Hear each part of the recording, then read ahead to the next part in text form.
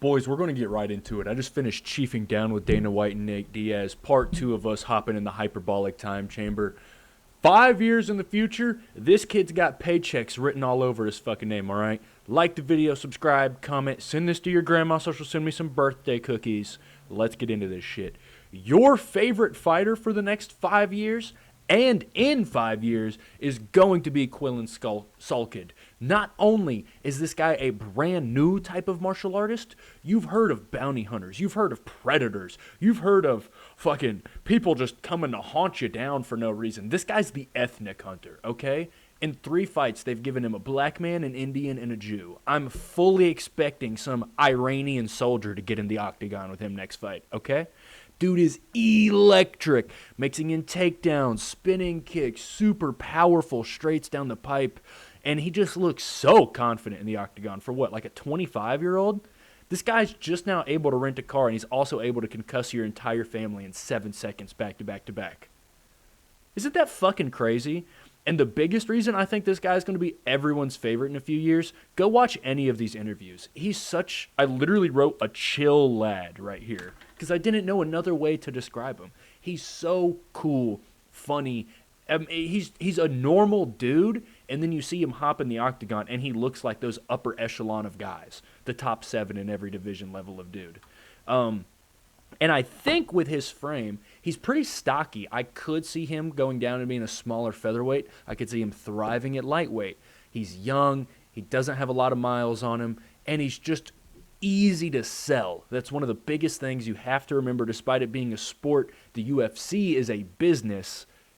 This guy has money written all over him for himself and the company, which easily means Dana White is going to be throwing this guy in your face for the next half decade. I am fully aware that I look like a caveman, but you actually live in Iraq if you haven't heard of Mauricio Rufy yet.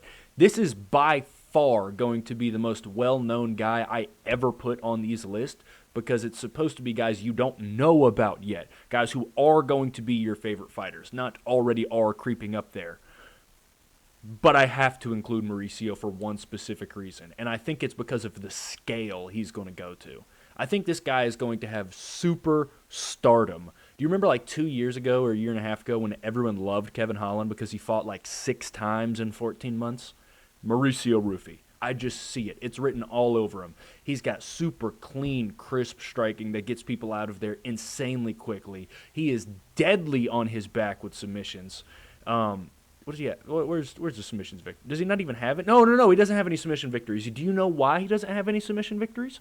Because out of his 11 wins, 10 of them are flush knockouts, and 8 of them happened in the first round. This is lightweight Derek Lewis who can do wheel kicks. Why would we not be interested in this? And I think Mauricio's like 28. 28. Dude, in 5 years, he's going to be 33. This is a very Max Holloway-esque career. He's going to be hitting his prime hard. I think this guy's going to be very active. I think he's going to be very vocal. He's going to be getting title shots. And he's in the perfect division to win our hearts over, dude. There are plenty of people in the lightweight division that we want to see get slept, that we want to see lose. And there's also a ton of guys that we love who are maybe on that back burner. Our Poiriers, our Oliveras, our Gaethjes. They're guys I want to see him fight who I just don't necessarily love. Like I don't love an Arman Tsarukyan. I would love to see a tough fight with him. I don't love a Paddy Pimblett. After this Ilya saga, I would love to see this. I think Mauricio is going to be that guy who you just put him in the octagon with people to sell tickets.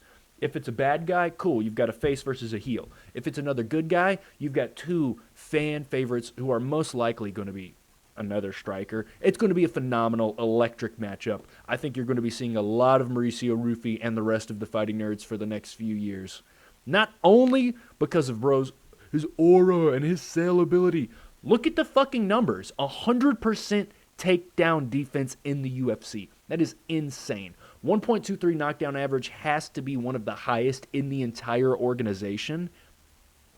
Now hear me out. The one thing I don't think is right. How do you have a 9-minute average fight time and 8 first-round finishes? I don't understand that one. I might have to double check or see what they're doing on there. But the guy has heavy volume, heavy hands, super electric. I see absolutely no reason other than like a Derrick Rose situation that we don't see Mauricio Rufy plastered all over our eyeballs for the next 3 years. If you ain't know, now you know. My boy Mick Tech wins by oral. I fucking love this guy. I'm not exactly sure how old he is. 27, same thing. He'll be 32 whenever we're talking about 5 years from now. When I'm telling you, study on these guys, you'll look like the diehard. All your homies will be glazing you because you'll know all of this already because you watch Uncle Dunk on YouTube. Regardless, this is the new lightweight Brian Ortega. He is just able to get punched, kicked, thrown, beat the fuck up for so long, so effectively, and it doesn't matter. His head is already just naturally swollen, so there's just blood. It doesn't look... It looks awful, honestly, when he fights. I mean, he is in wars, but look at the guy he's fighting. Like, these aren't high-level dudes, which is exactly what we need. Not everyone in the UFC has to be winning a fucking championship to be important. This guy's already missed lightweight by like 8 pounds or something. He's going to be able to make that lightweight cut. He's done it before. He's going to be able to go up to welterweight whenever he wants to. He's proven that because look at him. He's fucking massive for the weight class. The dude is just fun to watch, and that is what matters in a business. Can you keep people's attention for more than 3 seconds? That's really hard to do nowadays. I can't take my fucking eyes off of the match whenever he's in there because I just know that it takes 1 second. Those 10-second clappers, the dude, it's like he resonates with himself as soon as that happens. There is not a boring moment in a single one of these fights. And do you know why I think that is? Yes, he gets beat the fuck up. Yes, he takes a lot of damage. He has a law degree. He is a practicing lawyer who is choosing to be in the UFC. This dude could be out making more money putting bad Japanese people in jail or whatever the fuck. And instead he chooses, I'm going here, use my education and beat the hell out of these bad people. I fucking love this. I love this. My favorite movie of all time is The Goonies, and Chunk went from some goofy fucking guy to being a lawyer. This is my Chunk. This is my Asian UFC Chunk. I fucking love Oral By. No one will be telling me otherwise. You are officially an Oral By fan. Comment below what your favorite moment from this guy is. Because mine, go watch this fight. Go watch the last 6 minutes of this fight. Dude, just come on. Just trust. Just trust. Marco Tulio needs to be on your radar for 2 specific reasons. 1, anyone who beats up Ihor Potieria is good in my book. What you did to Shogun Rua was absolutely uncalled for, unwanted, and no one knows who you are. You're ugly, you're disgusting, and I wish that Marco would have ripped that beard out of your fucking face. Anyway, not only did he beat up someone who very much deserves to get beat up, he followed it by absolutely viciously mauling the man we call Mr. Vicious, Tresean Gore. Stood no chance. Marco Tulio absolutely put on a masterclass of striking. Takedown accuracy needs some work. It's looking like my GPA right about now. But he's a super effective striker. Super, super strong. He doesn't look that big for the weight class. Maybe other than those fucking shoulders, but he hits. Trains out of Shoot the Box with Ian Gary and Charles Oliveira, obviously. As far as I know, he's the only Shoot the Box middleweight in the UFC. So he doesn't exactly have the competition or, well, I can fight this guy, but I don't want to fight this guy. He is just an open book. He is able to go out there on whoever he wants to go. Obviously has great submissions. We haven't seen that in the UFC yet, but if you train at that gym, you are a submission machine. A lot of times these guys are just... Ian Gary could go out there and submit somebody and be very boring and do it in the first round most of the time, but he chooses to be a full martial artist. Charles Oliveira could probably just walk up to you and grab you and submit you in the first round every time, but he chooses to be a full martial artist. I feel like this is sort of where we're going to be with Marco Tulio, except he has a little bit different frame. Most of those Shoot the Box guys are real lanky, quick, and Tulio is just willing to take one to give one. Super powerful, young-ish. I think he's 26.